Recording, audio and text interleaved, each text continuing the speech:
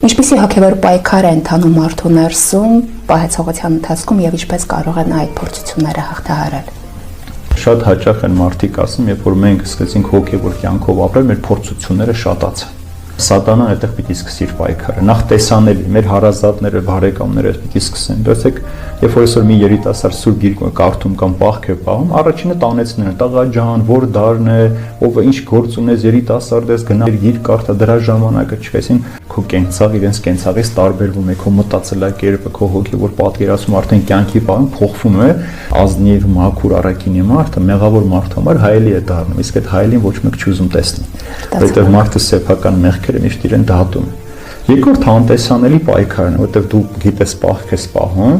բայց քո մեջ մեկ էլ մի անգամից ուտելու ցանկություն առաջ։ Միտը միշտ չեն ուտում, բայց ասես մի մեծ աման լավ փլավ ուտեն, չպետք է կշտանաս պահքի ընթացքում, սովածության զգացումը պետք ունենաս քո մեջ,